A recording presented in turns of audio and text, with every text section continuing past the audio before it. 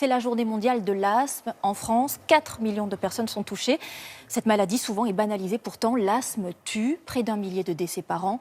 Le docteur Mascret sera avec nous. Mais d'abord, ce témoignage d'un père qui a perdu son fils à cause d'une crise d'asthme. Depuis, il a créé une fondation. Il milite pour que les malades ne négligent jamais leur traitement. Frédéric Prabono, Abdelzouiwesh. Pierre Pariente avait transmis à son fils unique sa passion du tennis. Grégory avait commencé dès 6-7 ans, malgré son asthme. Longtemps, ces traitements lui ont permis d'avoir les activités d'enfant de son âge. Mais vers 12 ans, suite à un déménagement, Grégory n'a plus été si bien suivi. En mars 2013, alors qu'il venait d'avoir 14 ans, il fait une crise sévère. Le soir, vers 23 h, il ne peut plus respirer. Il est là, il me dit je peux plus, la ventoline ne fait plus rien, il ne peut pas respirer.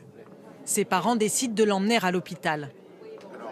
On a fait la route et on l'a perdu sur la route de l'hôpital, c'est en 20 minutes. C'est-à-dire que la crise, 20 minutes après, il n'est plus là. Et à ce moment-là précis, il n'a pas de traitement de fond. Ne pas négliger ces traitements, c'est l'un des messages que veut faire passer la fondation lancée par la famille de Grégory. Il faut savoir que si on est traité, on n'aura pas de problème. Il y aura pas, le gosse a une vie normale, il peut faire du tennis, il peut faire de la course à pied, il peut faire les sports extrêmes, il peut faire ce qu'il veut. Pour toucher directement les jeunes, la Fondation vient de lancer une vidéo en ligne. L'histoire d'un garçon qui n'a pas pris ses médicaments. Je suis vraiment désolé de vous apprendre cette terrible nouvelle. Le lendemain, à l'école, sa chaise restera vide. Chaque année, une dizaine d'adolescents meurent d'une crise d'asthme, souvent avant même d'arriver à l'hôpital. Le risque de ne pas avoir de traitement de fond chez l'adolescent, c'est le risque de faire une crise extrêmement sévère, c'est-à-dire une bronchoconstriction, une fermeture des bronches qui ne laisse plus l'air passer au niveau de ses poumons et qu'il s'étouffe du fait de ses bronches complètement fermées. Et la ventoline, même prise en grande quantité, parfois ne suffit pas à rouvrir les bronches. En cas de crise, si la ventoline ne fait pas d'effet, il faut appeler d'urgence le 15, le SAMU. Et sur ce sujet, nous allons profiter de l'expertise du docteur Damien Mascret. Docteur, on l'a bien compris, une crise d'asthme ne doit jamais être prise à la légère. En effet, chaque jour en France, il y a 2 à 3 décès, effectivement, par crise d'asthme grave.